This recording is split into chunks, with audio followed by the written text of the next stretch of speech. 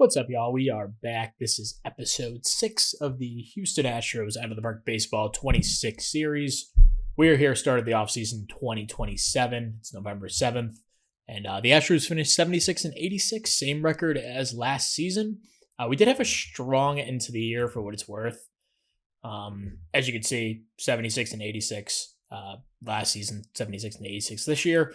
This year, however, our Pythagorean win-loss, calculated by runs allowed, runs scored, 85 and 77. So we underachieved by 9 games, which is pretty astounding, and shows that we are indeed moving in the right direction, I think, and especially the way that we ended the year.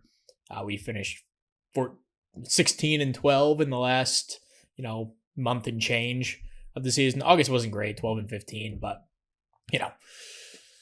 it wasn't a horrible season. I think we at least have a direction at this point, where last year we kind of were trying to piece things together and it just didn't work, quite frankly. So how did everyone do?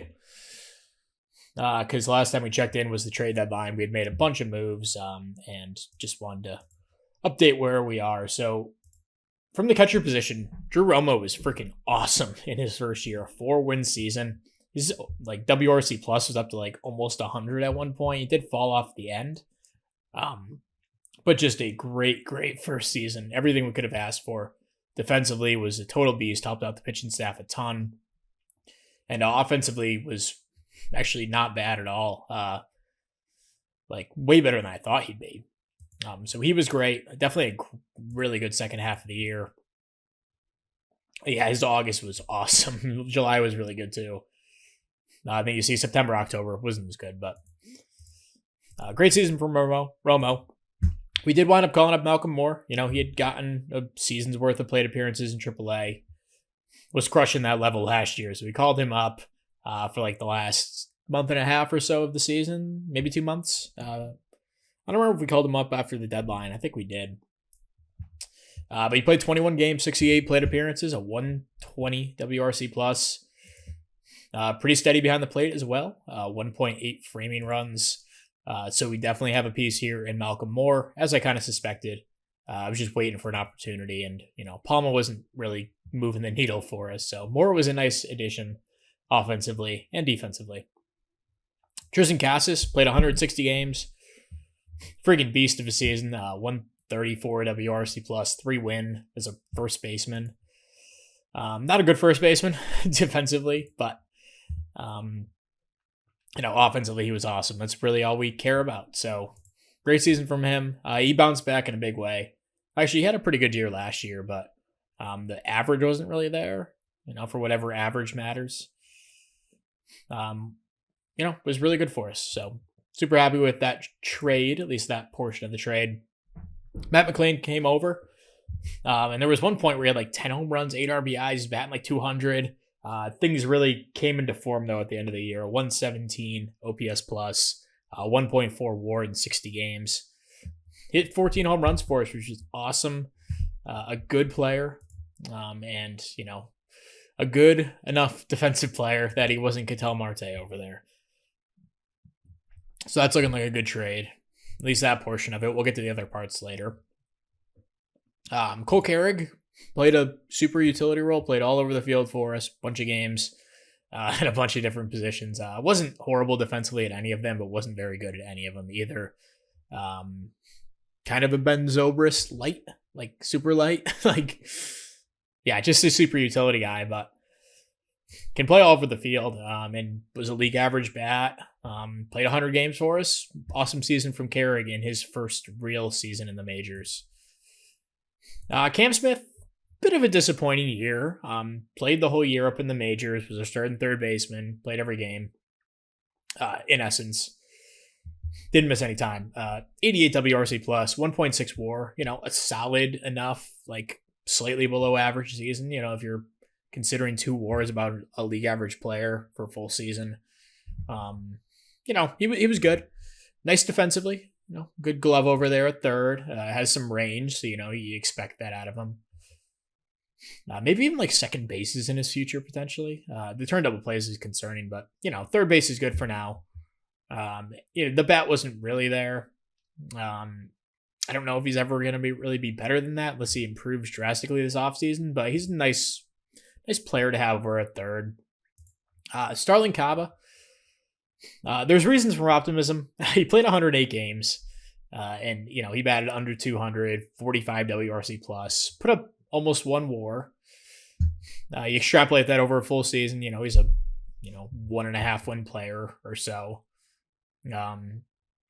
Not really pretty, but he walked a decent amount. Didn't strike out a ton. The BABIP was putridly low. He's a 50 BABIP rating. You should be more in like the 280 to 300 range, you'd think. So definitely had some batted ball luck. But played an awesome shortstop, 14.1 zone rating, just 102 games started there. Yeah, there's something to grow off of for a 21-year-old. Who is kind of forced to be rushed to the majors due to our lack of shortstops.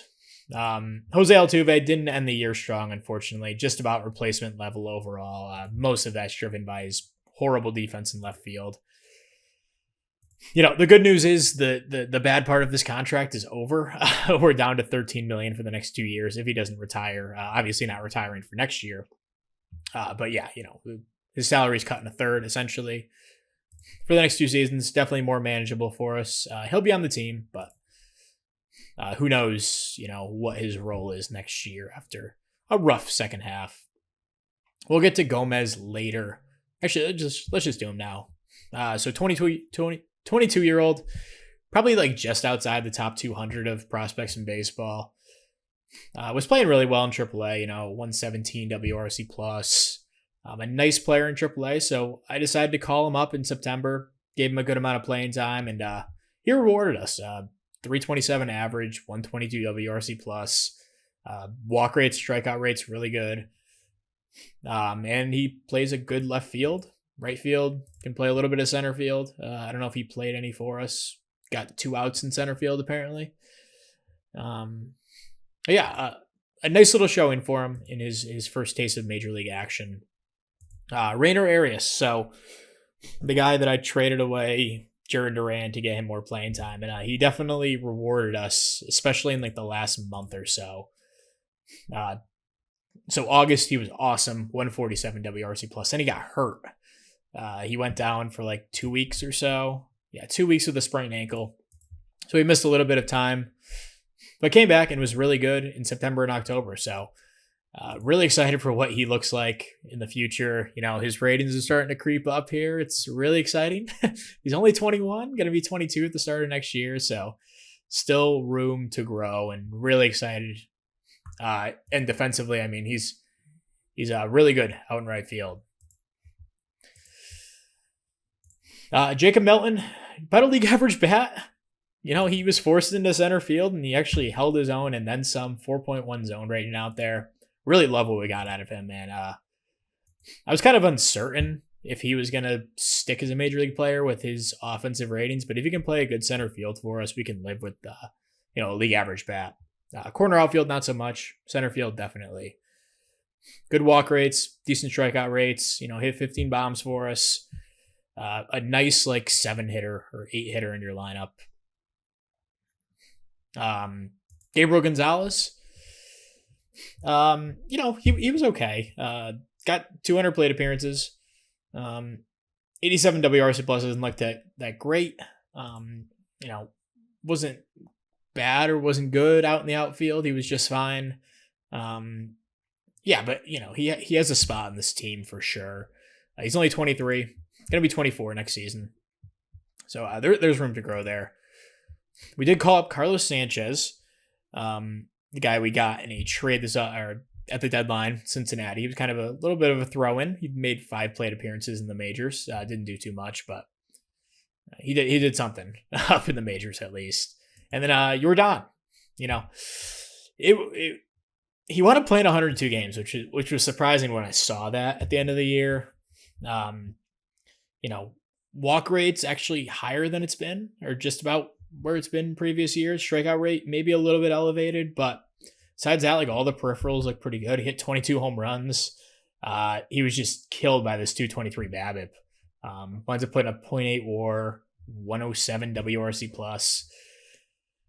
It was kind of a lost season for him. I'm not gonna down my stock on him too much, but he does only have 1 year of control left. We'll see what he's looking at for like an extension if we were to go that route. But he's injury prone. I'd like to keep him around just for good time's sake, but yeah, we'll see. That's the offense. Anyone else to highlight? Dominic Fletcher didn't make it up. Fabian Lopez made it up to AAA, which is good, but he did not hit at that level at all. Benny Montgomery made it up to AAA at the end of the year as well. He did okay at that level. Miguel Palma, he was our backup catcher for a little bit. Didn't do too much, but it wasn't horrible. A good third catcher. That's it offensively. So pitching wise, Logan Webb did struggle at points in the second half. He had a couple bad games. Like July and August were solid, but not like spectacular like he had been. You see the strikeout rate completely dipped these last couple of months, but did finish strong in September, had a good month, and it was super reliable all season. Winds up with a 14-12 record, 200 innings pitched, 4.1 WAR, 5.6 R WAR. A really, really good season for him, and well worth whatever we wound up giving up. Adel Amador, for what it's worth, played really well when he got up to the majors, which is cool to see. Yainer Diaz, who was about as good as he was last season for us. And Sammy Natera, who was a good reliever for San Fran. But I would do that trade over 100 times out of 100. Had a great season for us. Nick Lodolo, we picked him up in that Cincinnati trade. And we should actually review that really quick just to see. We'll get to Hunter Green in a second, but Ishihara winds up balling out for Cincinnati, albeit his FIP was a little bit higher. ERA better as well, or better. FIP was worse. Walked a few more guys, gave a few more homers, but overall, a good season for him. And then Ketel Marte, I'm interested in. He winds up balling out for Cincinnati. My God. Not surprising. Yeah, he wasn't as bad as he should have been on our team, but he goes to Cincinnati and balls out. 151 WRC plus. Looks like he's going to hit free agency. They declined his team option. And then the last piece, Jarren Duran, was pretty good in Cincinnati, above league average, about what he was for us. But again, I'd do that trade over again, absolutely. Jordan Lawler, did he play for them? Yeah, he was horrible. He should be better than he is, but Joe Mantiply pitched a little bit for them, and Bennett Souza also pitched, and he was pretty good. Anyway, got off track. Nick Lodolo, really, I don't know. It was a good season. The results were good. The FIP, a little bit closer to league average. His ERA well above league average. But yeah, he's on a nice, affordable contract. Definitely happy with what we got out of him. We'll get to Curry after. Let's go to Hunter Brown, who started 32 games through 163 innings for us. Around league average results-wise. The FIP was well above league average, 11% above league average. Comes out to like 3.1 WAR. His results WAR is more like 2. So definitely a step back from last season. But I'm not concerned. He has a spot in this rotation for next year. And then Zach Eflin, we have a decision to make on his team option. I kind of thought when I signed this, year 3 would be a wash, and I just declined it, paid the $3 million buyout. But I'm actually leaning toward picking up the option as it is. So he's led the league in walks allowed the last couple of years. This year was better than last year. Threw 175 innings for us. 20% above league average ERA wise. FIP was around league average. Definitely helped out by a good defense. He's not a strikeout pitcher. And I wonder, his July was sick. And then August and September were solid too. He got a couple bad months, but overall he had a nice year. I think I'm going to pick up the team option. His extension is looking like 4 years for a 33-year-old. Don't love it. I'd rather pay him the 1 year, $16 million that he's going to get with the team option. So I think we're going to pick that up. And then other guys who made starts, Aiden Curry wound up starting 11 games for us after we made the trades at the deadline. He stepped into the rotation. Actually wasn't bad. He finished strong. Let's look at all major league. You see, as a reliever, he wasn't good. So his ERA is kind of inflated overall. But as a starter, he wasn't bad. Plus or minus 10%. Or I guess a little bit below league average ERA wise. And same for FIP. So, his potential did increase. He's 25, so I don't know if he'll ever become this pitcher, but if he does, he could be a nice asset. And then Michael Knorr, another guy who made 5 starts at the end of the year for us. Or I guess it was, let's see. So he made 3 starts for us. Came out of the bullpen for a bunch. But he had 3 pretty good starts. Not going to complain too much. Another guy who, if he ever achieves this upside, he'd be really good, but he's 27 now. I don't know if he'll reach it. But we'll see. Joel Payamps. Wound up having a rough end to the year. I moved into the closer's role. Justin Martinez went down at the end of the season. I guess we can jump to that really quick, just to review how he did, because he wound up having bone chips in his elbow. Doesn't sound great, but he finished strong. Got his ERA down to 3.53. The FIP was spectacular at 53. The FIP minus was spectacular at 53. The ERA, it was above league average. But yeah, he'll come back next year. He'll be our closer. But Joel Payamps did finish a little rough. But overall, worth the $6 million, I would say, that we gave him in free agency. Wilkerman Gonzalez followed up a nice rookie year last season with an even better sophomore season. 70 FIP minus, pretty much improved across the board. The strikeouts ticked way up. Super excited for him. Maybe even like a little bit of starter potential in there. I don't know if I'll make him one, but there's the possibility. Brian Hudson, who we got at the trade deadline, or early July, I should say. We traded him for Ha-Seong Kim, who didn't play too well in San Diego. Another buyer's remorse contract. Gave him 3 years, $36 million, but we were able to flip him for Brian Hudson for a team that needed a shortstop. And he was awesome for us in 27 innings, 47 FIP minus, 208 ERA plus. Really good year from Hudson. Jack Leiter, or Rule 5 pick, wound up throwing 75 innings. A real workhorse. Everything, solid season for him as a middle relief type. Gives us a couple innings out of the bullpen. Andrew Nardi got hurt for a portion of the season. I'm going to wind up non-tendering him. He wants $3.4 million. He's 29, so the stuff's never going to get to 70. It doesn't look like. He's not a bad reliever, but I don't want to give him $3.4 million. And then Hunter Green. So yeah, the 7.58 ERA does not look pretty. The strikeouts way down. The walks way up. The FIP was about league average, but his ERA was really bad. Blew a bunch of games for us, it seemed. Just looking at the box scores. So yeah, this doesn't look great. But we're only on the hook for a little bit next season. There's a chance we could deal him this offseason. We'll see if a deal materializes. And Carlos Calderon, who made a couple different appearances up in the majors, but did finish on the active roster.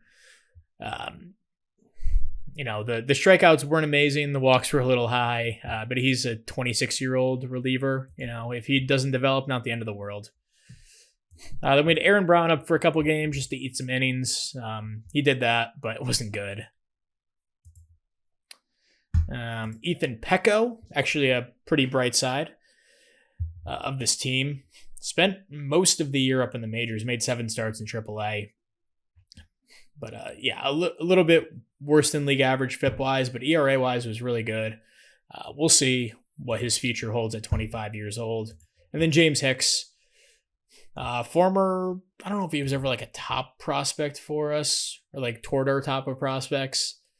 But hurt his elbow our first season and kind of took a while to get to the majors, but did make it up here and wasn't good, but at least he made it. Other guys, Ryan Burchard was up for a few games. He's a potential reliever. Alamir Santa was up for a few innings. He wasn't very good in those. And I think that's about it. Oh, Joe Musgrove. Yeah. Almost forgot about Joe. He had a nice season, but he wound up getting hurt. Elbow tendonitis, missed 2 months. That happened beginning of August, so he just got back from his injury. I am offering him qualifying offer. It didn't look like he was going to accept it just based on the contract that I offered him. He really wanted 4 years. So if he accepts it, I'm actually okay with that. But if he declines it, I'm also okay with it. So a true qualifying offer that I'm happy giving out. So that's where we are. Have a couple offers out for these guys. Not too many guys for arbitration this season. We are targeting a few different guys in international free agency. So Juan Dominguez looks like a beast, but we got to scout these guys a little bit more. Alex Martinez, Felipe Partida, Daniel Pena. There's no Enye over the end, so I think it's just Pena. It has a bad work ethic, but it was worth scouting. John Penagate, Xavier Torres, Jose Silva, Alfredo Gomez, and Javier Mora. A couple more dart throw types, but I think Dominguez is the guy that I really liked. Although the OSA thought he had 70, or my scout thought he had 75 range, I think. So I really liked him. Now I just like him. But like Alex Martinez, looks like a stud, high work ethic, medium risk development wise. So I really like him. Apparently his nickname is Jay Hay. I don't know where the hell that comes from. Alex Martinez. But yeah, just a couple guys we're scouting. A little bit of a prospect update. We are 9th now, but we have a ton of top 100 guys and top 200 guys, which is a nice sight to see because we really have not been able to push anything through the minors. Jason DeCaro, I mean, it's a tough story, but he's our number 1 prospect, number 21 in baseball. It'd be a good time to trade him. But again, I'm going to stick it out with him. We picked him 3rd overall. We're going to treat him like the 3rd overall pick and give him a shot. Tim Levette, guy we picked 15th overall last season. He made it up to high A this season, went rookie ball, A ball, high A, dominated every level. So good chance he starts next year in Double A. Really excited for him. Matt Scott made it up to Triple A at the end of the season. Didn't do too well at that level, but he'll start the year there next season. And Pedro Beltran, tough story. He tore his PCL pretty early in the Dominican League. He played 26 games, dominated, and I was going to send him to rookie ball again and then maybe just A ball. But looking like a total beast, assuming he comes back from that injury. Okay. Kyler Pierce, 5th round pick this season. Always going to be a high upside play. Was this the guy we gave like $10 million? Yeah, we gave him $12 million as a signing bonus. He's the number 64 prospect in baseball. Played in rookie ball. That's all you can ask for in your rookie season or your debut in professional ball. And Jesus Ledesma, dude, dominated in what is this? I guess this is the Dominican League. Had a 55 fifth minus, 126 ERA plus. Sent him to rookie ball and absolutely dominated in 6 starts. So he'll play at that level again this season. He's only 16. I mean, I'm not gonna push him. Oh, he's 17 now, but yeah, he's still so young. Ty Brackbill, not really a guy who was on my radar, but we signed him as a minor league free agent. When was this? August of last season. This was the guy who was like a 3rd round pick. He got cut. 6th round pick. Got cut less than a month later. Oh, this is the guy that I was going to pretend it was off the field related. So we're taking a chance on him. I don't know if he's a starter with his stamina, but a good upside player. Made it up to high A and pitched really well at that level. My throat's starting to hurt too. Gary Coslet, 3rd round pick last season. Played in rookie ball and wasn't completely overmatched, so it's good as a 19-year-old. Bobby Skosberg, 6th round pick this season, about league average in rookie ball and 200 plate appearances, so a nice showing from him. We got Kevin Alvarez, the 155th prospect in baseball. Made it up to A-ball this season and played really, really well at that level. He'll be in at least high A to start the year. Probably just high A. I wouldn't push him any higher than that. Jeff Hunnes struggled in rookie ball when we first brought him in, but I did promote him to A-ball. He's 21. He looks like he can play there. And definitely rewarded us. Played well in 10 games at that level. So he is number 196, and Malcolm Moore rounds out our top 200 guys. Tony Caballero, another guy, 4th round pick last season. Another guy who's just outside the top 200, it looks like. Alberto Castillo, scout and discovery back in 25. Played well in rookie ball in the Dominican League. Kenny Gomez, talked about him. Juan Ramirez, another scout and discovery. Was really good in Dominican ball and in 7 games in what do they call that? Rookie ball. Wasn't as good, but a small sample size. Fabian Lopez still on this list. David Montez, a scout and discovery in 25. Looks like we had a lot of good guys that season. Played well in Dominican League. Only got 10 plate appearances in rookie ball. Cesar Hernandez, a guy who's been in our system for a while, finally broke into AA this season after a nice showing in high A. Didn't get too much time there. And then Manuel Urias, a guy who's pitching AAA for us right now. So that is your top prospects, 9th overall system. So we will be back probably when free agency hits. We'll go through some awards if we have any. And the Braves beat the Orioles in the World Series.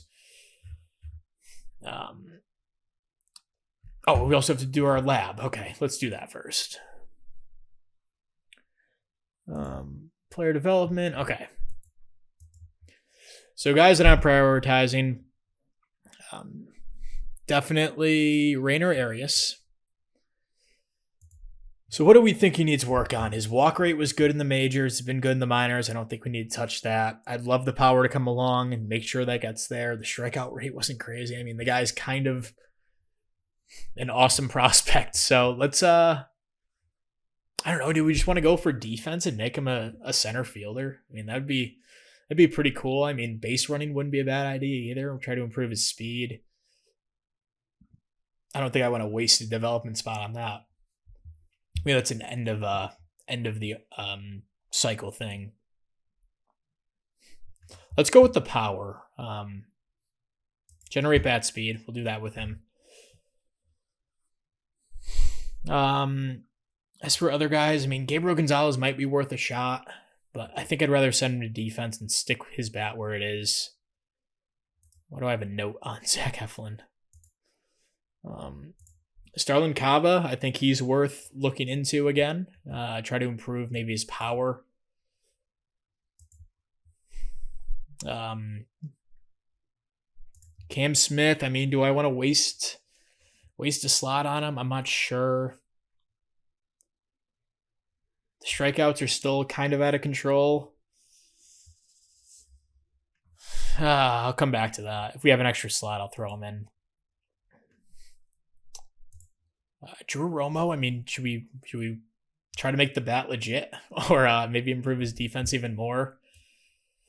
Oh, let's throw Malcolm Moore in here for sure. He had such a nice showing. I'm like really in on him. Let's send him for defense. And then I want to prioritize our prospects that are getting close to the majors. So that is, where the hell is he hurt? Oh my God, is Matt Scott hurt? Is he in AA? Oh, freaking Matt Scott's got to be hurt. That sucks.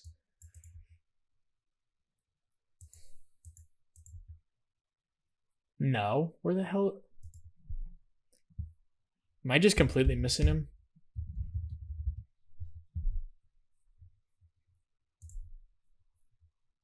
Oh, he's in the Arizona Fall League. Okay. Geez, I got to remove him from loan then. To throw him in the lab. Shit.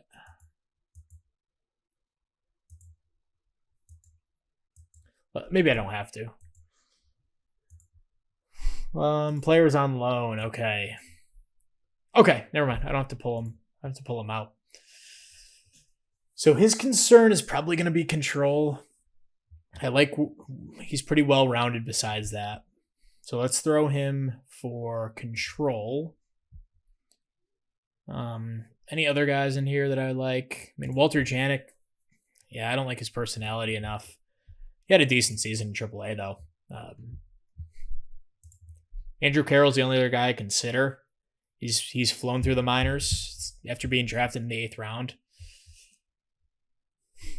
I mean, I try to improve his movement a little bit. I don't know. We'll come back to that. Okay, so let's go to all prospects here. One guy, before I forget, I want to go to Jason DeCaro. See if we can just keep working on him. Maybe make him a usable player. I think I still want to work on Campbell Smickwith too. But Jason DeCaro, what does he need work on? He doesn't even look that bad. Stamina would be great, especially because the OSA thinks he's a 35. Let's do an easier one for him. Let's do pitch movement. Just make him like a ground ball type. We'll come back to Campbell. I'm not totally sold on him now. So, okay. Jesus Ledesma, you'd love that control to tick up a bit. But let's get some guys closer to the majors. Tim Levette. The stamina is a little concerning. I'm not sure why we're lower on that. But I think movement might be more of a place to prioritize. Let's lean into our defense a little bit and get some guys who can put the ball on the ground. We got Matt Scott. All right, I'll do this off camera because this might take a little bit. We'll be back with what's going on with this. Okay, I think this is what I'm going with. Rainer Arias for bat speed. Starling Caba, bat speed as well. Malcolm Moore, defensive catcher. Matt Scott, improved control. Jason DeCaro, improved movement. Tim Levette, improving movement as well. And then Jared Ed Vincula, 5th round pick 2 seasons ago. He's lacking defense, so we're going to go try to make him a real second baseman in this cycle. Ty Brackbill, who our scout really, really likes. I like him too. We can deal with the stamina later. But for now, I want to improve his movement. He's just lacking a little bit behind with the home runs and stuff. So we'll try to catch him up in that regard. Jeff Huffins, 2nd round pick last year. His defense, maybe this isn't the right spot to prioritize, but I'm going to go with his defense and hope the bat comes along. Maybe... Let's see. We have 2 spots for defense already. I don't think we need a 3rd. Let's add him in, but let's do Let's do plate discipline. Try to improve his eye a little bit. And then last guy, Aiden Curry, 25-year-old, who had a decent back half of the season for us. His movement a little bit behind everything else, so we'll try to do that as well. So a lot of movement, some bad speed, some defense, plate discipline, one control. So that's how the lab's set up. We'll be back a little bit later in the offseason. All right, so we are here. We're a few days past free agency filings. Just doing some housekeeping stuff, which is why I went past it a little bit. But we do have some good news, or some exciting news from some free agency. But let's quickly go to what happened. So Joe Musgrove did accept his qualifying offer. I said I was okay either way, if he accepted or if he didn't. He had a nice little half season for us before he got hurt. Still looks like a good arm. So I'm totally cool bringing him back for a $20 million price tag. And then awards, AL Gold Gloves. Drew Romo wins behind the plate. He had a great season as we went over last time. Starling Cabo over at shortstop. Despite his putrid bat, his defense was awesome. And he won that in only 108 games, which is pretty cool. And all Gold Gloves you can see here. The Welvin Marte, who is a really bad defender in real life. So that's pretty funny. Besides that, no real surprises here. Austin Riley over at first base now. He's going to be good over there. Reliever of the year, Sam Henches. Got Emmanuel Clase here. Both on the Guardians. It's crazy. Connor Prilip finishes third. None of our guys wound up cracking it, but former Astro Brian Abreu got one vote, third place vote probably. Then in the NL, you got this guy Orion Kirkering. He's a really player for them. And pitched really well in 2024. I'm not too familiar with him, but he's a stud in this game. So he winds up winning for the Phillies. Besides that, no other former guys to really mention. Then we go to Silver Sluggers. Not surprisingly, we don't have anyone here. We didn't have a ton of great performances offensively. My boy Junior Caminero wins over at third base. Looks like he split time between a few positions. So he's carved out a nice role here in the majors. Lazaro Montez, a guy I traded for. What series was that? That was last year. It was the last one I did. Whatever series that was. I traded for him. He was horrible. But yeah, he's a stud for Seattle in the save. Wyatt Langford, total beast. I haven't looked at the rewards yet. I'm going to guess he won MVP though. 8.5 WAR, just absolutely dominant. And they got him on a really, really nice extension, in my opinion. Bringing him through his age 32 season. NL Silver Sluggers. No one too surprising here. Ronnie Mauricio actually is pretty shocking. I don't know, did he get non-tendered by the Mets? Oh no, he went in trade for Zach Littell. But Ronnie, 121 to OPS plus. I should really flip these two because I try to prefer WRC plus over OPS plus, but they're essentially very similar numbers for batting value. Juan Soto over at first base. You got Diego Velasquez. Interesting player here. Had a really nice season, but he wins with a 105 WRC plus. Weak year for second base in the NL, I guess. You got Rookie of the Year. Charlie Condon wins for the Rockies in just 90 games. We got this guy, Chun Hua Gu, who was one of the dudes we could have signed. He was a little bit older, so I preferred not to, but maybe in hindsight we should have because he looks like a way better pitcher than the guy we wound up signing. Which I don't even know Oh, and then this guy, I gotta show him because I was looking at the Giants, and this is one of the international guys last year.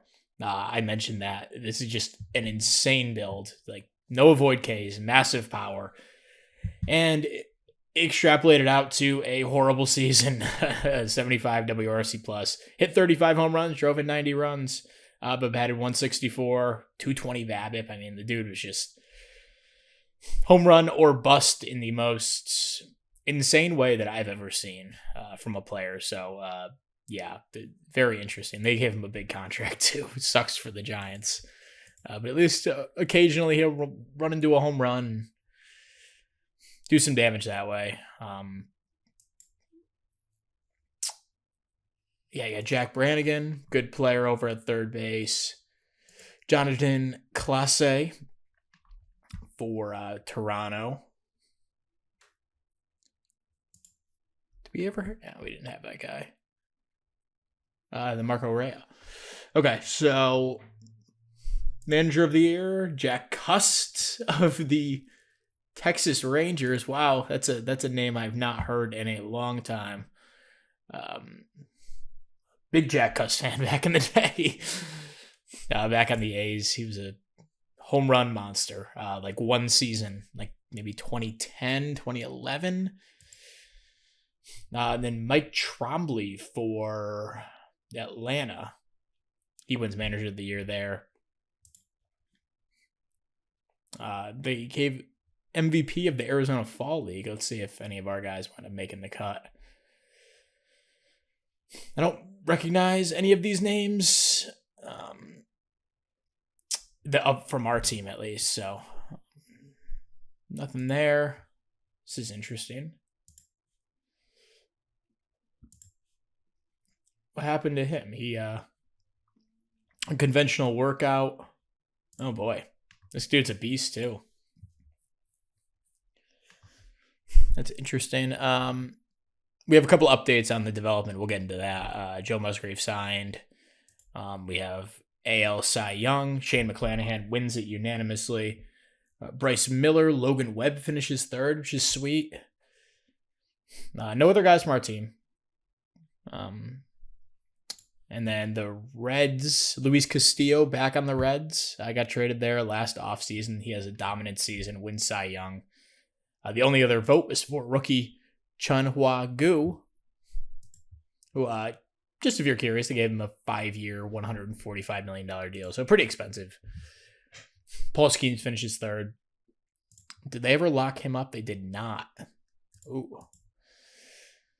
I'd be intrigued if we can potentially trade for him. I don't know if that's possible. I don't know what the Pirates situation is. They're still bad. I mean, I might explore that.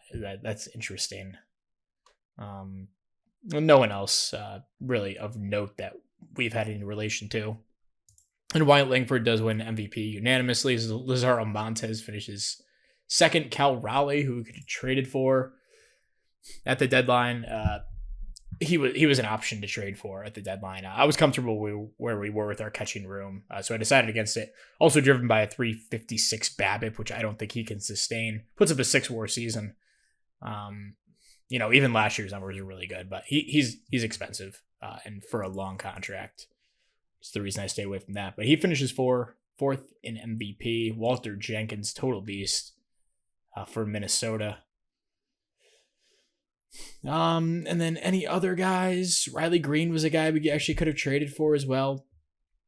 Again, these were like basically replacing what we did with the Reds. These were like offers that were out there. Riley Green's a free agent after next season, so that's kind of why I stayed away from it. Also, he doesn't have like an amazing track record so far in this save. 116 WRC plus, 104. This year was really good. So maybe he put it together. I don't know. But he had 33 home runs. He had 28 the last 2 years combined. I don't know if it's sustainable. That's all. Then Michael Harris, just always a beast in this game. He winds up winning NL MVP.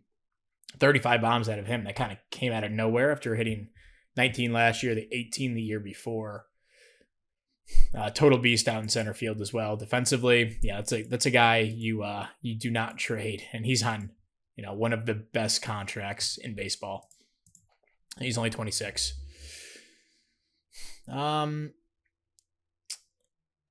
Anyone else of note? Ronnie Mauricio gets some votes, a bunch of votes actually. So yeah, that's the awards. Yeah, I was late signing coaches. I kind of forgot about it.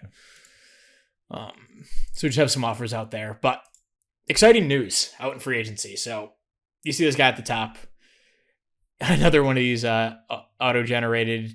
This guy's Japanese, 30 years old. I mean, one of the best pitchers I've ever seen in this game. He's durable.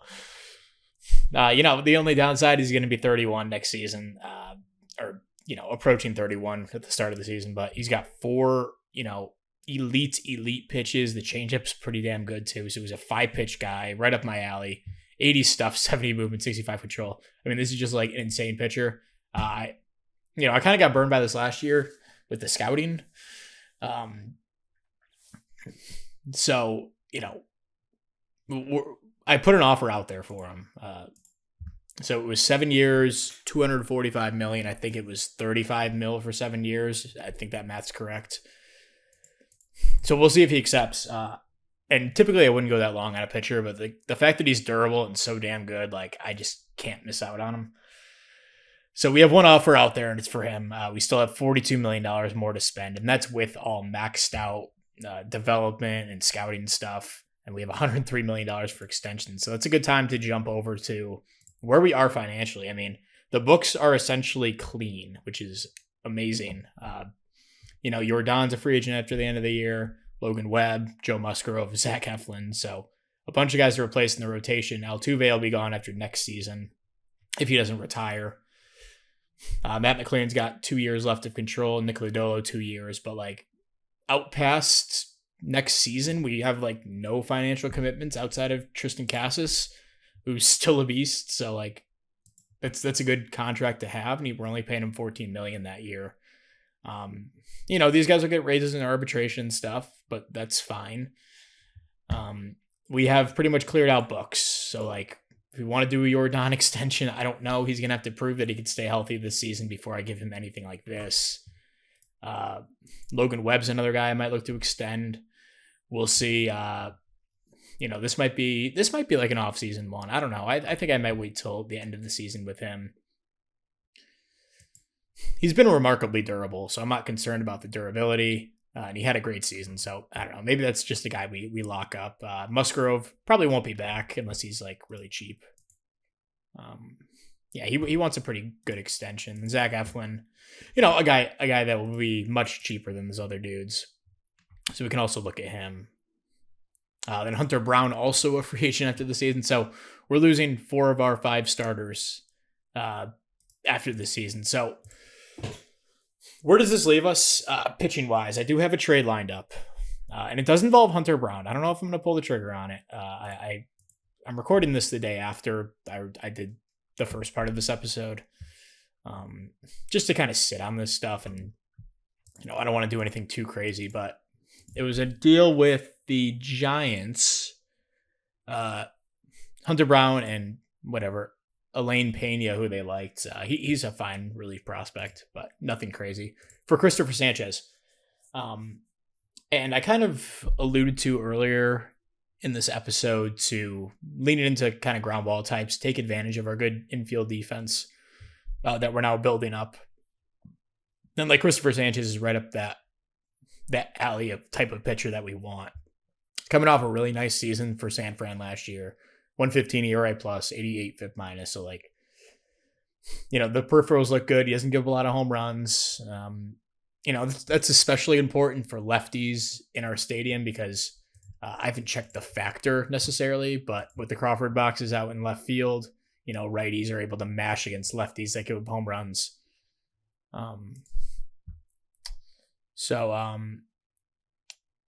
Actually, there's not a crazy increase for right-handed hitters in our ballpark for home runs. So maybe this isn't as important as I thought. And actually the average for righties is much lower. So, that would be, we'd prefer to have, if we're looking to avoid giving up home runs, we want lefties. we want right-handed pitchers, but for average, I think the average outweighs the homers. So I think it's a good idea to have a lefty in the rotation. So, and Sanchez comes with 2 years of control. He has a team option next season for $14 million. Totally reasonable number. So he's not going to break the bank. Then Hunter Brown, he's a nice arm.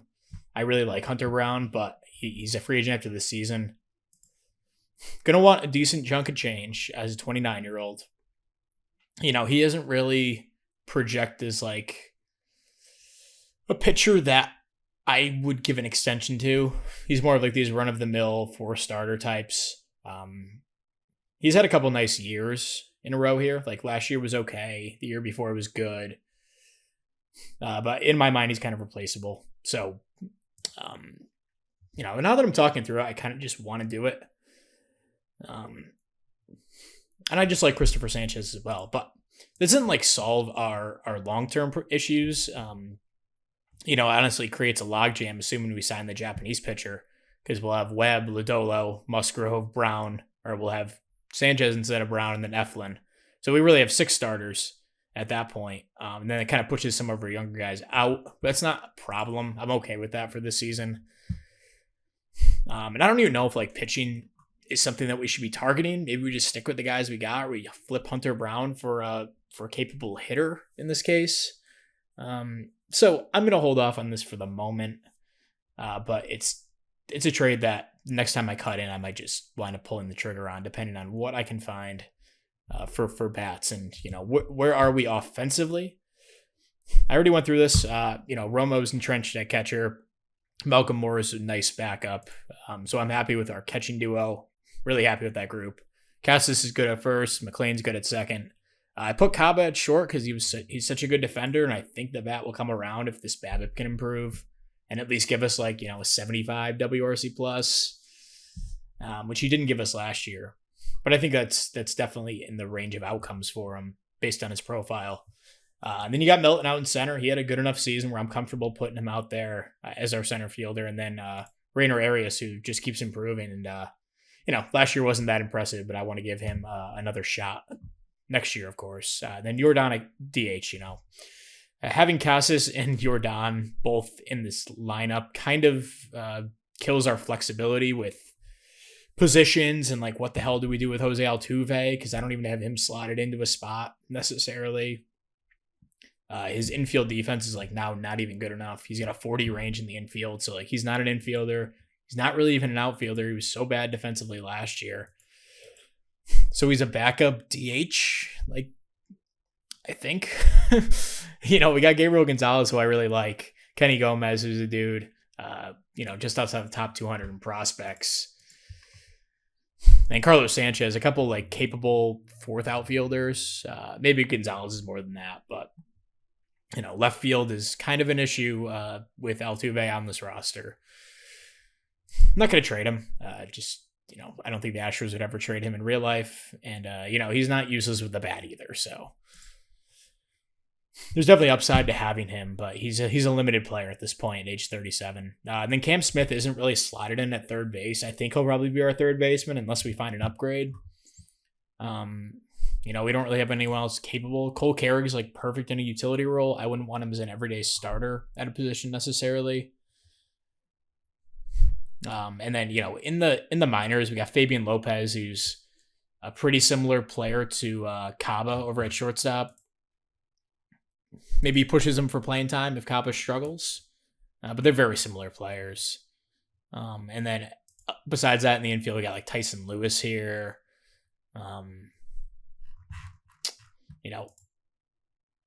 Edvin Kula is coming at some point soon. But he's not a shortstop. He's a second baseman at best, and really like a first baseman, maybe a third baseman. Maybe he could actually stick at third. So, maybe he's a third baseman next season for us. But besides that, like my point is we don't have a ton of infield coming. TJ Pompey, former 3rd round pick. He's on his way. He struggled in Double-A though. He's not really like close. Joe Gonzalez, once upon a time, was like a nice prospect. Now, not so much, but he didn't play too bad in high A last season.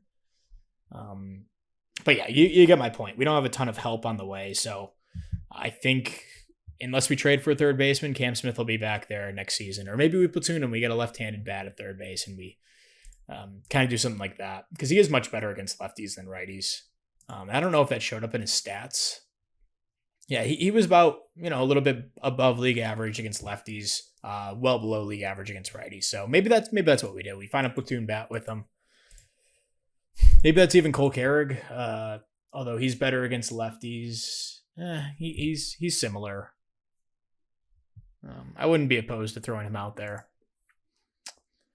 But yeah, that's where we're at. Development wise, at this point, we have a couple updates. Malcolm Moore, he's on track. Edvin Kula, frustrated at this point. So, there's 1 to 2 weeks left. There's still a lot of chance for movement here. So yeah, we'll see. And then, we got Arias on track, Kaba frustrated, Matt Scott's on track, DeCaro frustrated, Levesque frustrated, Blackbill, Curry frustrated, and then Huffins on track. So that's a development update. Those guys still got a lot of time for defense. Those guys will be, just about done in a week and a half or so. So yeah, we're gonna keep moving forward. We'll have some updates with some free agents and stuff like that, and we'll be back at that point. Okay, so I did come up with one trade. The Texas Rangers kind of strapped for cash at the moment. They gave Wyatt Langford big contract, although not crazy or anything. They still have Evan Carter to pay. They got Corey Seager under a big contract, obviously. Devin Williams is making a ton of money this season. DeGrom still under contract for another year. You got Framber on a big contract. Basically, they have a bunch of big contracts, no money.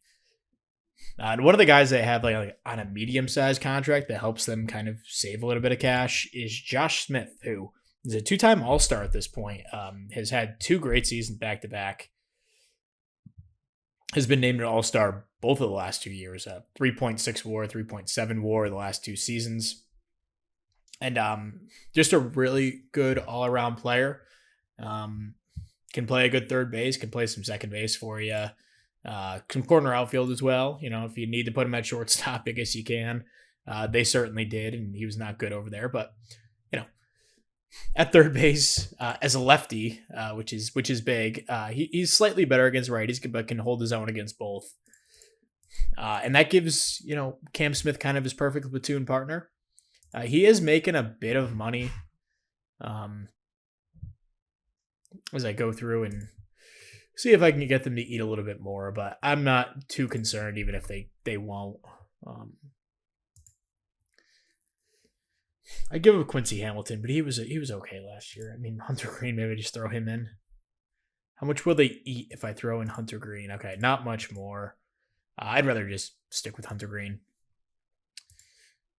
So they'll be eating 25% of the deal. So he's on, a pretty reasonable contract. We'll be paying him $8 million, then like 10 and 10 through his age 32 season.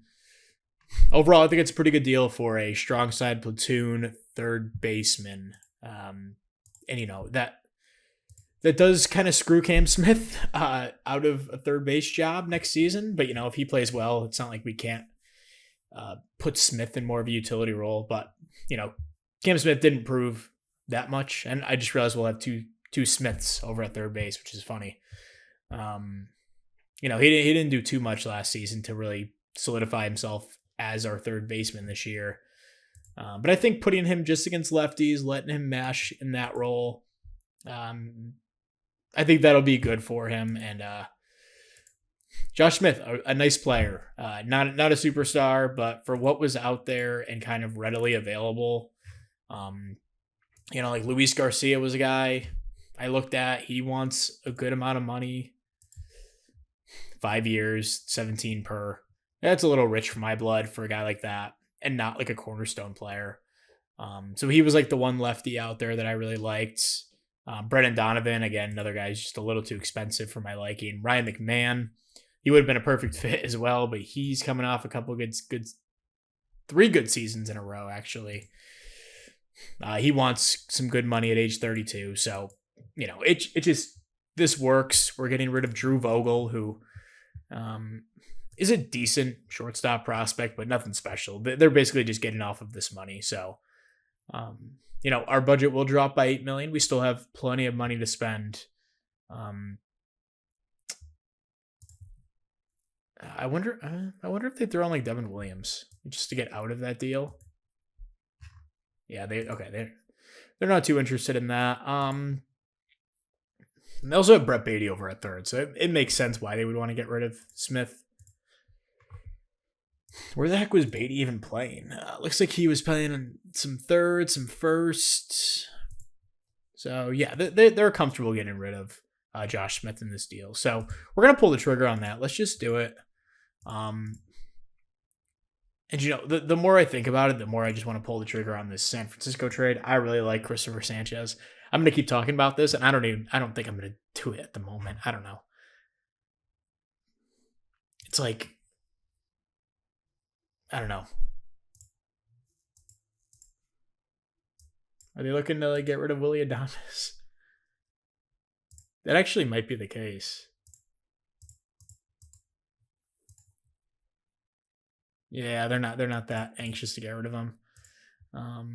Maybe if they threw in like Casey Schmidt's not necessarily the guy that I want, but like someone on that level, just to have a little bit of depth. I wonder if they throw in this guy, 25-year-old minor leaguer. I don't like him that much. He's 25. Yeah, I don't know. He could at least play some third base. He's a switch hitter, which is always a good thing. Does he have any strong? Yeah, he's better against lefties. So he doesn't really move the needle for me in that way.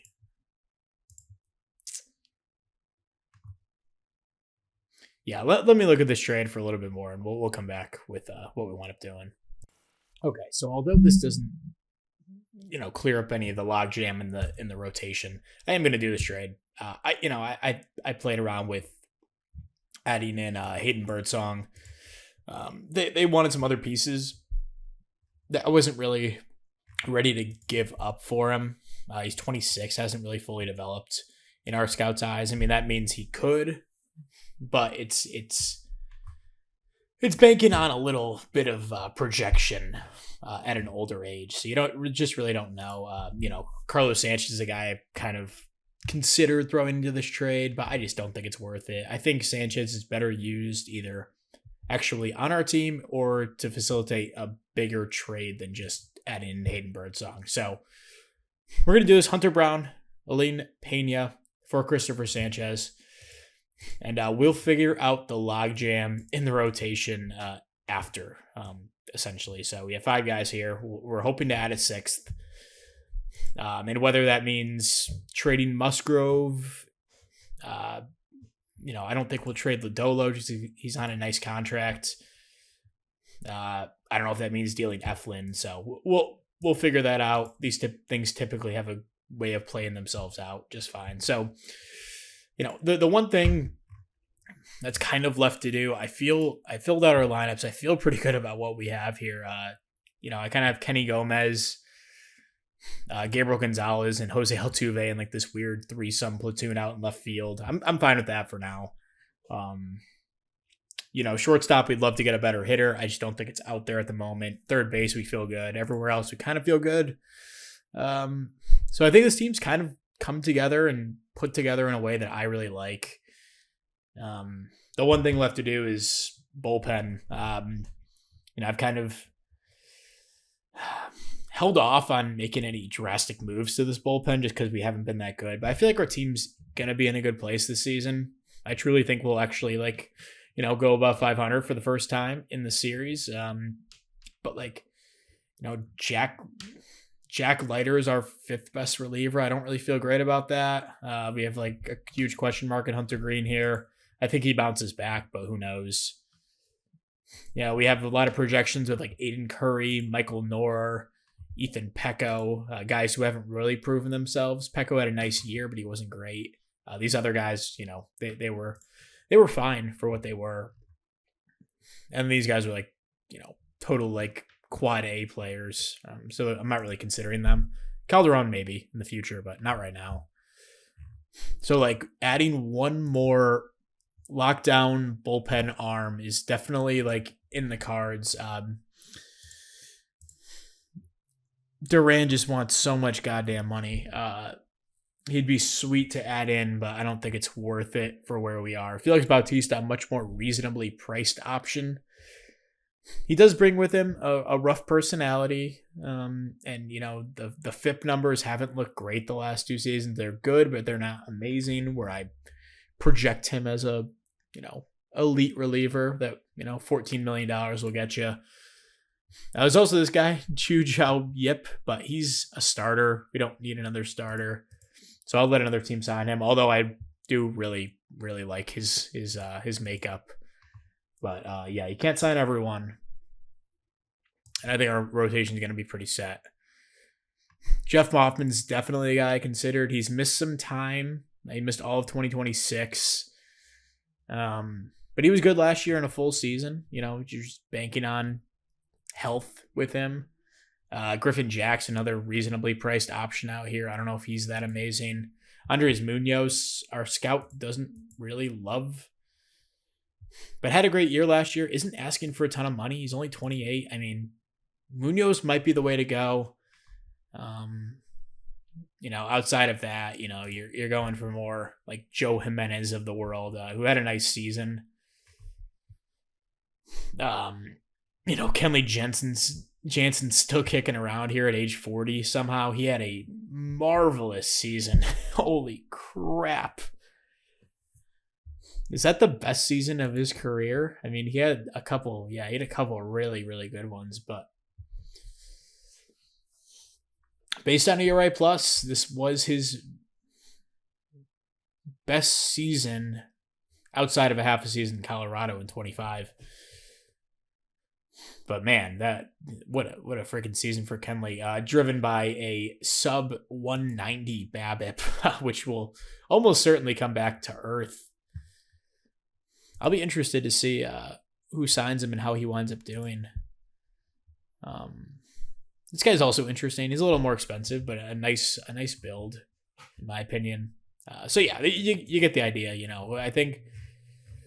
I think our most reasonable options are probably like a Griffin Jacks, a Jeff Hoffman, Andres Munoz, kind of like these second, third tier relievers. I wouldn't even mind doubling up on Hoffman and one of Jacks and Munoz, both to get in this building. David Bednar, a little bit of a cheaper option. Dylan Floro, honestly, a really nice reliever. Maybe I'll sign 3 of these guys. I don't know. But yeah, we'll come back with what we wind up doing. We have money to spend. I can always take some out of development and scouting. But I'd really like to keep those maxed out as we try to build up here. But we don't have like copious amounts of money anymore after offering Uchida a boatload. So yeah, just something to monitor. But long-term flexibility, we're totally fine to give out a reliever contract at this point. So that's where we are. We'll be back with hopefully some updates on free agency and stuff. Okay, so we're back. It's December 22nd, 2027. We made a couple of free agent signings, which I realized my 40-man's kind of full, and we have a lot of players that I don't really just want to get rid of outright. So I was just looking to clear up some 40-man spots, guys like Carlos Sanchez, who I've been looking at dealing. He was pretty much the main guy. Like Hunter Green probably is an expendable piece at this point. We went and signed Andres Munoz to a 2-year, $9 million per year contract. He'll slide into the 8th inning role. And then we also signed Dylan Floro to a 1-year, $3.5 million deal. A little bit of a different pitcher than the guys that we have. These high-octane arms like Gonzalez, Munoz, Martinez. Just a different guy to have in the bullpen. And, after I did that, I kind of had to, I went and waived and DFA'd all these guys off of our 40-man. I probably should have not done that before the season with guys like Fletcher, Brown, Burchard, Hicks, Plubaugh, guys that like probably weren't going to make the team at any point this season. I probably should have done that knowing this 40-man crunch was coming. But I still have guys like Eduardo Beltre that I want to get on the 40-man. Juan Soto, potentially, although maybe not. And then maybe some other guys down here. I didn't even get that far because, we have no slots. So it's kind of like we need to clear up a couple spots in the 40-man. Miguel Palma might be the next guy to go. But I was just looking around for trades, and I came across a one that I'm going to pull off from the Angels. So they, as you can see, they've entered a rebuild here if they already weren't in one. Zach Neto, kind of one of their younger, but like not that young players they have on their team. Not a great defensive shortstop. I think he can slot in really nicely at third base, though. And we did just trade for Josh Smith, which complicates this. But we've seen this happen before with guys get traded twice in the offseason. And for a guy like Neto, like this isn't too shocking. Like I know Isaiah Kiner-Falefa isn't a guy that's on Zach Neto's level, but he got traded from Texas to Minnesota, and then like a couple days later got flipped to the Yankees. So like this isn't completely out there. And the reason that I bring this up is because this does involve Josh Smith going over to the Angels. Cam Smith also joined him. So our platoon at third base is now going to Zach Neto in this deal. Smith and Smith can probably get you what Neto is going to give you, or maybe pretty close. But I'd rather have the one guy. We need 40-man slots. And we're also giving up Carlos Sanchez in this deal, a young outfielder that we got at last year's deadline. A good time to flip him. His value is really high. I don't think it'll ever be this high again. I've caught myself kind of hugging prospects like this, like guys I don't really believe in, but teams value, so I kind of hold back. And then it turns out they aren't that good, just like I suspected. But I held on to them because of the fear of trading them away, because other teams were interested. And also Ryan Burchard, not a nothing player. We also got him in that Cincinnati trade, I just realized. A good leader, but he's a replaceable type reliever, although he could be pretty good. We'll see. And that's all to flip for Zach Neto, who is coming off a nice season for LA. Has had a rocky last couple of years, but I'm going to bank on the bat working out. The OSA doesn't like him quite as much. Our scout really likes him. The scouting accuracy is average, but I do want to jump on this trade before someone else does. I think he was on the trading block. No, he wasn't. Okay, sorry. I misspoke, but sometimes when you do a trade like this and you sim a couple days and all of a sudden they're not interested and they want someone else, our assistant GM Dana Brown does not love it. I understand why we're getting rid of Josh Smith, Cam Smith, Carlos Sanchez, a couple of highly valued guys, but Neto on a really nice contract, 3 years, averaging about 11 mil per year. It will escalate in 2030, but we don't have a ton of contract commitments at that point. So in my mind, this is a win of a trade. Angels can't afford to take on any more money. Before I do that, I do want to update on a bidding war that I've gotten into all of a sudden with Uchida here. And, typically you go up to $42 million. I'm kind of out. But I think he's the type of arm that I just can't miss out on. We've gone up to $42 million for 7 years. And this has gone up from 35 for 7. Now we're up to 42 for 7. But what's another $7 million a year for a guy like this? So I'm going to continue to keep myself in the bidding for him. Our scout came back, high accuracy. He loves him. So I'm not concerned about getting burned on him. And our money actually improves for this year by around $2.5 million, which is good. Again, we're kind of running out of money. I did have an offer out there for Jeff Hoffman as well. I wound up retracting that. The Yankees pushed me. They had like $6.3 million, and they went up to like 7 and change. And then I realized that we don't really need him at this point. And also something weird with him is that I tried to offer him like $2 million more. He really wanted to be the closer, and he was willing to do a 1-year deal at 6.3. I tried to give him 7.5 to not guarantee the closer's job, but he just did not want to budge on that. So another reason to kind of, move away from him. In addition to the 40-man problems, this is going to clear up 3 spots. Burchard was already off the 40. So Sanchez, Smith, and Smith clear up 1, a net of 2. So we have a couple slots if we want to add some guys. I assume the pitcher will be coming, the Japanese guy, Uchida. So that will leave us with 1 spot after this. So a little bit of 40-man manipulation on the day of the Rule 5 draft is mostly the reason I'm doing this deal, or it's the reason that this deal came about. But it also, consolidates 3 assets into 1 really good one. So that's the trade. We're going to do it. We could also just use a little bit more pop in the order. I didn't want to give up on Cam Smith, but he just really wasn't proving himself.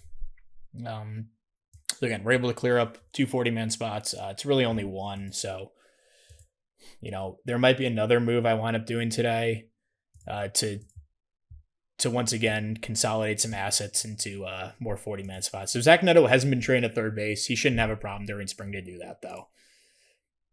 And his bat definitely plays at third. So, and we don't really have like a third hitter at this point. We have a lot of nice players at the bottom of the order, but sliding Neto into the 3-hole really extends this order out pretty deep. So I'm happy with where we are lineup wise after that. So yeah, we're going to keep moving forward. I think there'll be another trade today. I want to clear up some more slots to add some guys. Beltre is one I want to add. Although he didn't play too well at AA, and I don't know if he'd get picked. And there might be someone else down here that I want to add. So maybe we don't wind up doing anything. Maybe we do, but we'll be back regardless for the Rule 5 draft. Okay, so we have one more trade. So Jack Leiter, after the relief additions, he's a little bit expendable. He's 27, hasn't really come along very well in his development. Maybe he, blows up this year and becomes this pitcher, or this potential pitcher. But right now, we don't really have a spot for him. And Benny Montgomery, another guy in the 40-man, who at this point is 25. I would like to keep him around, but we have a ton of outfield depth. Just doesn't really have a spot or a path to playing time anytime soon, it seems. We're going to flip him for 1 asset, Roger Arias.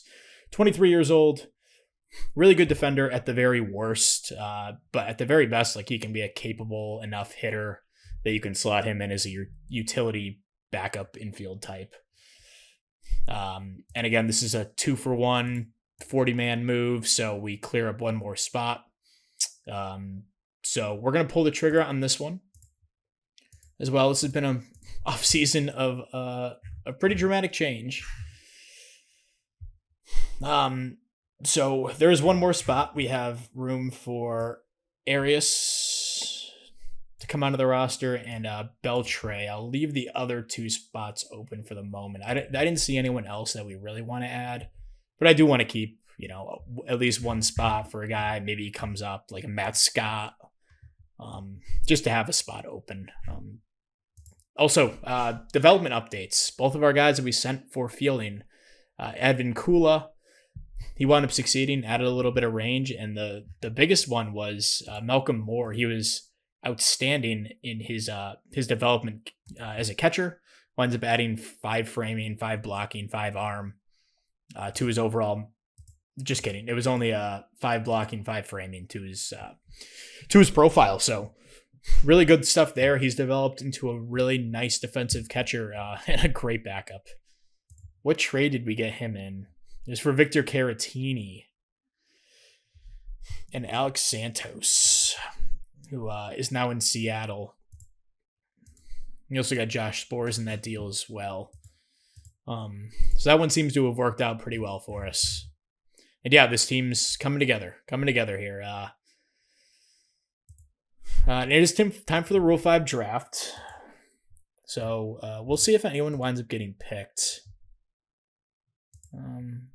This guy's a little young. I wouldn't take him. Juan Soto, one of our guys. I'm hoping doesn't get taken. I'm not really ready to add him. And typically relievers aren't getting taken in the Rule 5 draft, at least in this game. Much more so in real life that happens. It's also only all pitchers. There's a couple usable players here. Brandon Mayea, former Yankees farmhand. Looks like a pretty good bat, 22 years old. We'll see if anyone takes him. Yeah, some good guys here. So we'll see if anyone from our squad gets picked. No one did. It's always a good thing to see. And with our lack of 40-man spots, I'm just going to skip on my turn and we'll just stim to the end. And no one got taken. Couple of reasonable first couple picks. Joseph King looks like a nice player. Lars Nootbaar gets taken, 30-year-old. What happened with him? Did he signed a minor league deal and got picked in the Rule 5 draft a couple days later. That's why you don't sign good minor league contracts before the Rule 5 draft. In real life, all these minor league contracts get signed like the day after the Rule 5 draft for a reason. Sal Stewart, would have loved to pick him up. Always seems to be a good OOTP guy.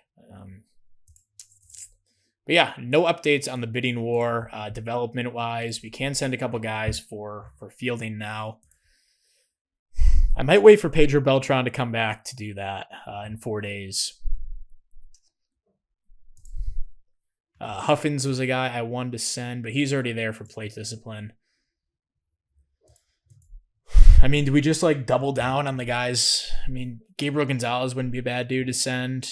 We can send Jose Altuve and see if we can make him into a competent outfielder again. Jacob Melton actually is a guy I want to buy into. Defensively, he was good last season. Let's see if we can make him even better. And then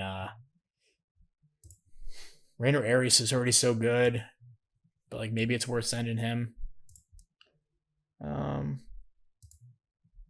Matt McClain could probably use a little boost. He's got 2 years of control. It's worth the investment. But maybe Zach Neto. Newly acquired guy. See if we can get him turn into a really good defensive third baseman. So you can see most of our guys frustrated at the moment. We'll get some updates hopefully in the next few weeks to see where they truly are. Last time we checked in, it was a lot of the same. So yeah, we'll be back with some updates. Hopefully with what's his name? Oh my God, Uchida. Hopefully with Uchida and some development lab stuff. So we get a huge blow to the bullpen just a few days after. It's December 27th. And Justin Martinez had a setback. He's gonna have to get a surgery to remove bone chips in his elbow again. He's gonna miss 8 months, which puts his return in end of August, early September. Not great, considering we kind of traded away some bullpen arms. But we're still in good enough shape, I think, as it is. But losing Justin Martinez is a huge loss. He missed about half of last year with the same injury. So, hoping for the end of the season comeback, but we will see. But yeah, that's the update. We did wind up having to go up to $45 million a year on Uchida. The Cardinals wound up matching our offer. So may as well sim a few days and see what the updates are. I'm going to get a auto save here as we approach the new year and 2028 enters. I didn't realize the Rangers were so good. 105-57.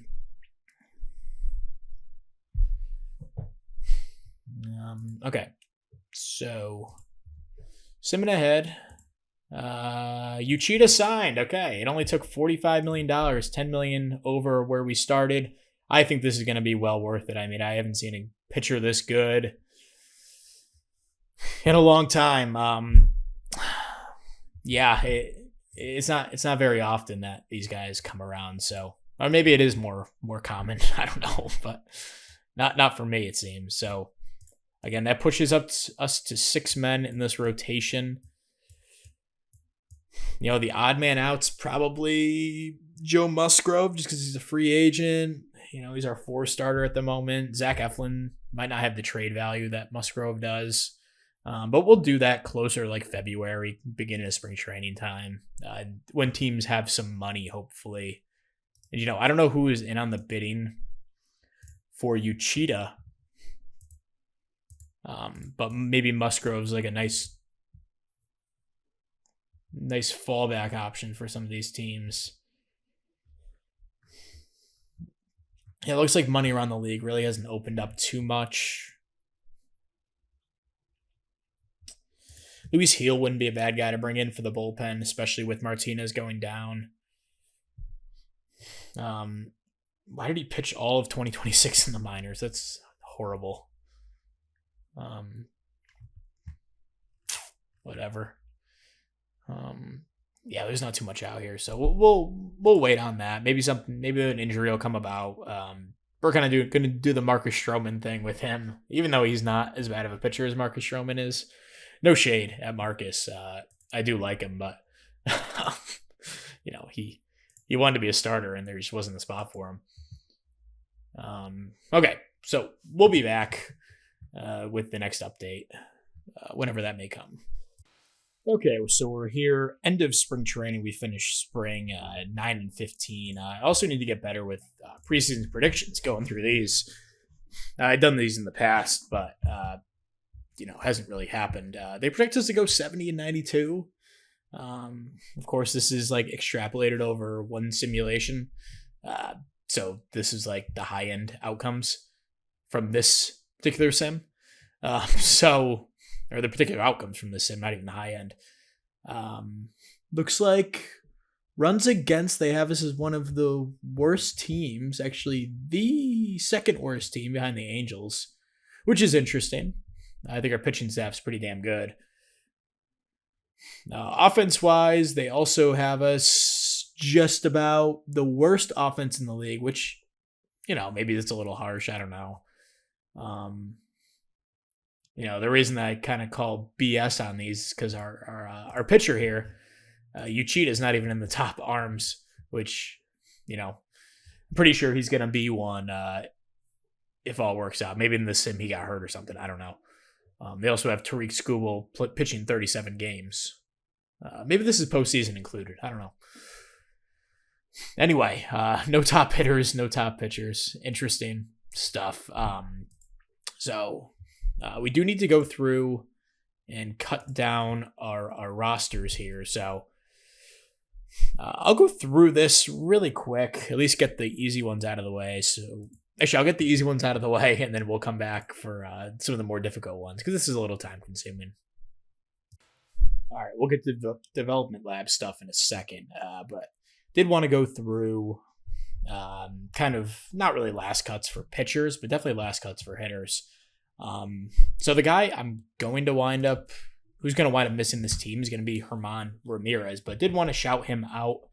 He's looking like a good prospect here at age 21. The power needs to come along a little bit, but if that does hit, he could be a capable third base, maybe even like second base type. Did play well in AA when he made it up to that level last season, and had a good spring at 802 OPS. Only 217 average, so maybe that's inflated by a few home runs, but and only 25 plate appearances, so he didn't play a ton, but just wanted to shout him out as a guy who performed well. But he's not going to wind up making this team. The one guy who will is Anthony Huezo. 794 OPS in spring, was one of the better ones on our team. So how does this all sort out? And why is Jose Altuve not here? He had a sinus infection. I put him on the IL because I don't really know what to do with him, and we call it a phantom IL stint, but that's where he is for now. But I'm going to start the year with these guys. So it's going to be like Kenny Gomez. He's going to start in left, even though he didn't have a great spring. Huezo, I'm going to play him every other day out there. Gabriel Gonzalez is also going to get a little bit of time. He'll be the platoon guy against lefties at that position, but he'll back up right field. He'll also back up DH. Cole Carrig is going to be in the infield. It'll be Casas, McLean, Neto, Caba to start the season. I probably should have done Gabriel Gonzalez at a little bit of first base, maybe. But we'll use Carrick as our backup for now. So the lineup's going to be pretty much how I drew it up. It's going to be leading off. We'll have McLean, Casas, Neto, Alvarez, Arias, Melton, who successfully improved defense, so he's up to a 70 range. Love that for him. Then it'll be Romo, Gomez, Caba to round out the order. And then against lefties, it's going to be kind of the same story. Just copy and paste this lineup. Where it's going to be pretty much the same, minus Gonzalez is now going to slot into left field. And Hueso will be our backup in center. Gomez will back up the corners. And Gonzalez will move up to like 6th, and Melton will drop a little bit. So pretty similar lineups there. That's the hitting side of the ball. We have 13 guys there. And then pitching wise, I have 22 guys here. There's a few obvious cuts. But I wanted to highlight Jason DeCaro. He was actually outstanding, improving his pitch movement this offseason. Doesn't look too drastic, and his stamina is now down to a 35. But, he's slowly coming along as maybe a player for us. He's the number 21 prospect in baseball. We'll see where he slots in to begin the year. OSA still freaking loves him, which is crazy. But DeCaro will go down to probably AA to start. James Hicks also had a nice spring, an ERA under 1. Just a guy who is really probably never going to make this team. And I do need to DFA him, pass him through waivers. Juan Soto also had a good spring, didn't give him a run in 7 innings. Another guy who just was probably never going to make this team, but he'll start the year in AAA. Tim Levette, my pretty much number 1 prospect in our farm, wound up starting a bunch of games, had an ERA under 3.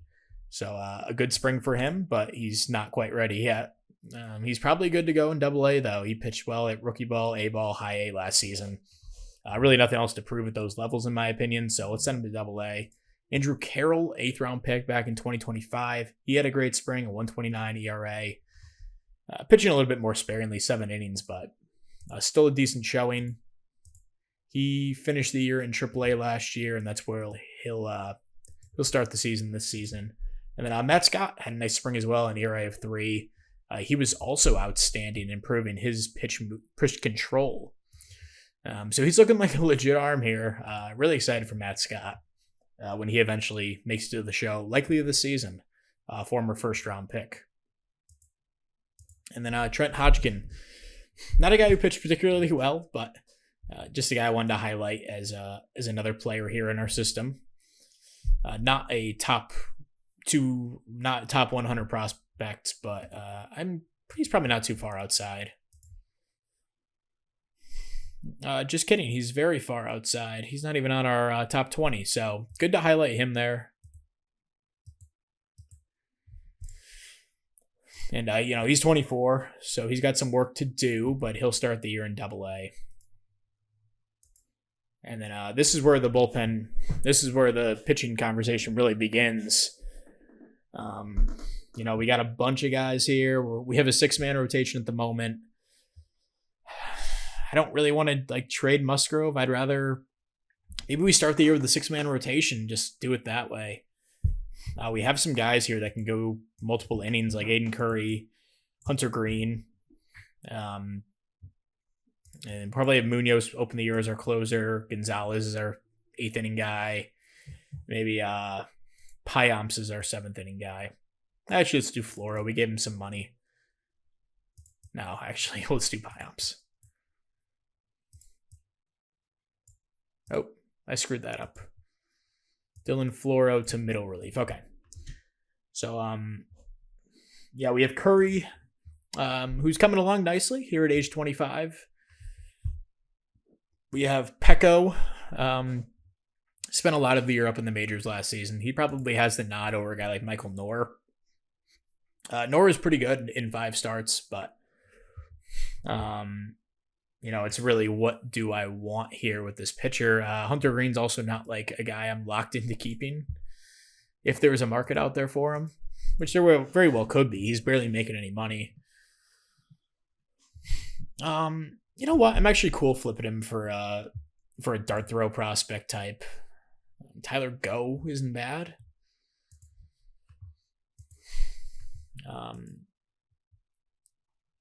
Antonio Morales, he's not bad either. And this guy, Davy Cruz. Yeah, you know what? Let's trade him for Davy Cruz. Let's do that. We got a guy who has some options, is okay playing in the minors for now. Yeah, we'll flip Hunter Green. Unfortunate end to the Hunter Green era, but I don't know if anyone's too upset. So that brings us down to one guy we need to send down between Pecco, Nor, and Curry. These guys have all kind of been like mixed up in my head, so it makes sense that they're all kind of here at this point. Based on spring stats, it'd be Nor going down. I think Curry is safe. He had a good spring. I probably believe in him the most. Pecco is probably the worst player of the group, but had the best spring of him and Nor. But Nor's a little bit older. I'd like to just see what we have in him. He has one option year left. Pecco has 2. Curry has 1. So, I think that brings it down to we're going to send Pecco down to begin the year.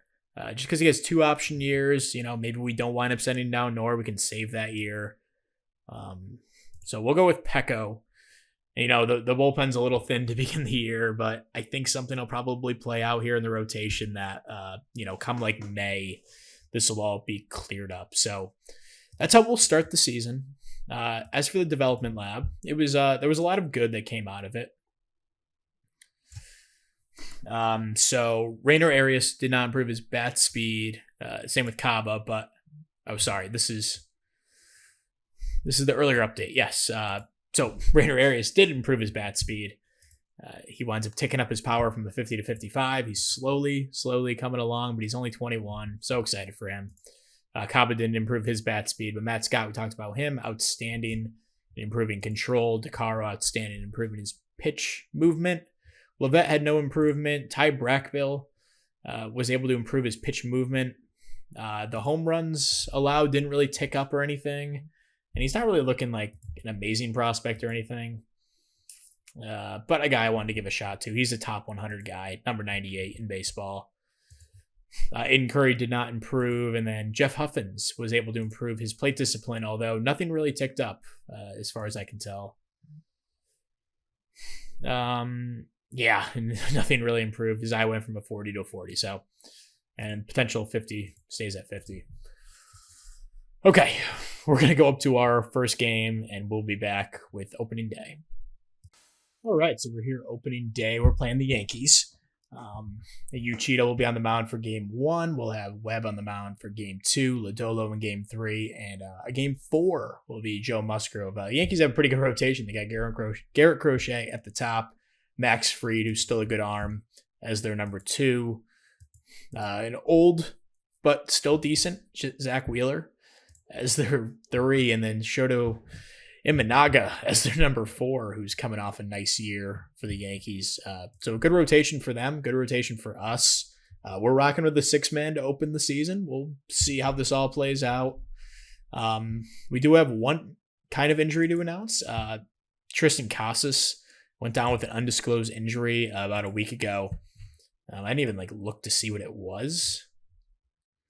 It's an off-the-field injury, making repairs to his house. So, yeah, he's not on the opening day roster. Jose Altuve came back, and look at that. He has a roster spot and an opening day lineup spot at DH. We're running Jordan over at first base to start the year.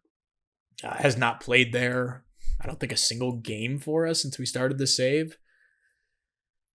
Yeah, we played him sparingly in left field in 25, and he hasn't played the field since. So, yeah, he'll be our starting first baseman here on opening day. Altuve at DH. You see the rest of the lineup.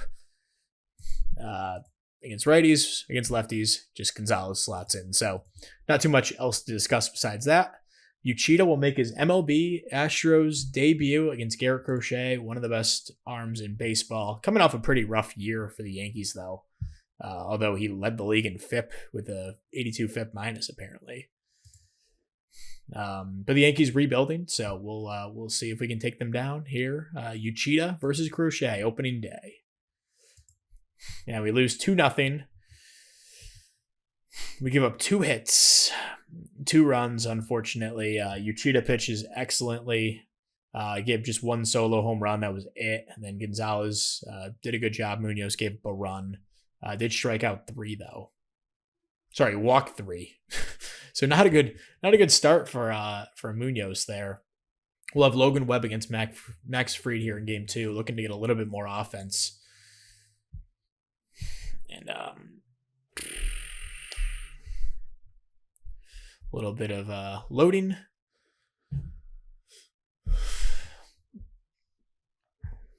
And we win 10-5, get the offense. And Jordan continues to kind of decline here, at least according to our scout. We do get some encouraging stuff from Pablo Torres, who was a minor league free agent signing in 26. Davy Cruz, guy we just got for Hunter Green, he improves a little bit. Campbell Smickwith, like to see him improve. Thought he might be the heir apparent, but it does not look like that's really going to be the case. Bob Schultz, a guy I liked, 10th round pick back in 26. He improves a little bit. He's moving along. Besides that, not much else to report from guys that I'm really concerned with at this point. So 10-5 victory. It's a big one after dropping a goose egg on opening day. Matt McClain, a big day, 3 hits, 5 ribbies. Jacob Melton drives in 3 runs. He's looking like a beast this season. Aiden Curry gives up 3 runs. Doesn't hurt us too much, but not a good start from him. Logan Webb pitches very well, 6 1/3, 1 run. And then Lodolo here in game 3. The offense turns off again. We lose 2-1. Good start from Lodolo. Floro, good in relief. Payamps also, got 1 out in 2 pitches, but Gonzalez gives up a run there. Looking for the series split against Shoto Imanaga. Joe Musgrove on the mound for us. And we win 4-3, so the offense just does just enough. Zach Neto, 3 hits. Arias, 3 hits. He had a really good series. Getting a hit in all but opening day, and then a couple multi-hit games in there. Besides that, not much offensively. Starling Caba has a couple hits. Musgrove pitched really well. Hudson, also good. And then Gonzalez wound up blowing the game. Payamps picks up the win after a walk-off run-scoring single by Jordan Alvarez, who has 2 hits in this one. So good start to the year for Jordan. And that'll be the series. So we split the opening set against the Yankees, and that'll be the end of this episode. Thank you very much for watching. We'll see you guys for the midseason update next episode. Peace.